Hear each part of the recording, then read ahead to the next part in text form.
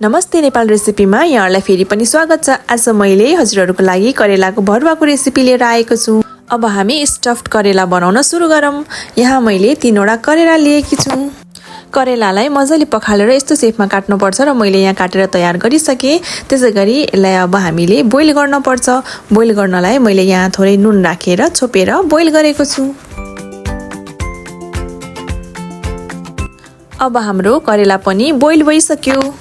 अब चाहिँ भिडियोमा देखाए जसरी भित्रको भाग सबै निकाल्न पर्छ र मैले यहाँ सबै निकालिसके।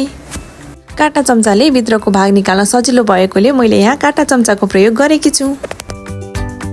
हेर्नुस् त मैले सबै करेलाको भित्रको भाग निकालिसके। मैले यहाँ मसिनो गरी काटेर प्याज लिएको छु। त्यसैगरी गोलभेडा र हरियो खोर्सानी पनि मसिनो गरी काटिसके। अब हामी यहाँ फिलिङ तयार गर्छौं। फिलिङको लागि मैले यहाँ तेलमा थोरै मेथी राखे, त्यसैगरी मसिनो गरी काटेको प्याज राखे, त्यसैगरी गोलभेडा पनि राखे, मसिनो गरी काटेको खोर्सानी पनि राखे, त्यसैगरी यहाँ करेलाको भित्री भाग पनि राखे र मैले यहाँ आधा चम्चा बेसार राखे, त्यसैगरी आधा चम्चा नुन राखे, 1 चम्चा जिराको धुलो राखे र आधा चम्चा रातो खुर्सानीको धुलो पनि राखे। अब यसरी मजाले चलाउँदै पकाउनु पर्छ र यसरी मसलाबाट तेल छुटिसकेपछि हाम्रो फिलिङ्स पनि तयार भयो। अब यसरी भिडियोमा देखाए जसरी हामीले सबै करेलामा फिलिङ्स भर्नु पर्छ। हेर्नुस् त यसरी बाहिर ननिस्किने गरी हामीले फिलिङ्स भर्नु पर्छ। र यसैगरी मैले सबै करेलामा मसला भरिसके। अब हाम्रो करेलामा फिलिङ्स भरेर पनि रेडी भयो।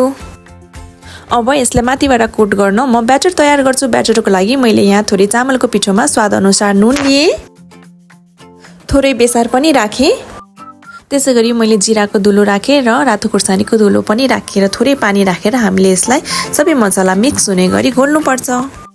र यतिको भएपछि हाम्रो ब्याटर तयार भयो। अब यहाँ भिडियोमा देखाए जसरी यसरी पातलो कोट लाउनु पर्छ। हामीले यसरी पातलो कोट लायो भने चाहिँ एकदमै मिठो हुन्छ र एकदम टेस्टी पनि हुन्छ। हजुरहरूले यसरी कोट नलाइकन यतिकै फ्राई पनि गर्न सक्नुहुन्छ। र अब हाम्रो करेला यहाँ फ्राई गर्नलाई तयार भइसक्यो। अब यहाँ नटासिनको लागि मैले तावामा थोरै तेल राखे र सबै करेलालाई यसरी पालै-पालो गरेर राखदिनुस्। एकदम थोरै तेलमा करेलाको भरुवा तयार हुन्छ। र यसरी दुवैतर्फ पल्टाउँदै हामीले पकाउनु पर्छ। करेला सुरुमै उसिनेको भएर एकदम छिट्टो पाक्छ। यो धेरै पकाइरहनु पर्दैन। यसरी कड लागिसकेपछि हाम्रो करेलाको भरुवा पनि तयार हुन्छ। ल हेर्नुस् त अब हाम्रो यस्तो मिठो करेलाको भरुवा पनि तयार भइसक्यो।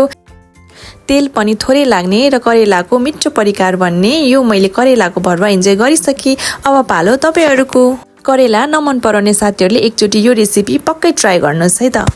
करेलाको यो रेसिपी हजुरहरूलाई मन पर्यो भन्ने आशा छ। भिडियो मन परे भिडियोलाई लाइक, शेयर र च्यानललाई सब्स्क्राइब गर्न नबिर्सिनु होला। धन्यवाद। शुभ दिन।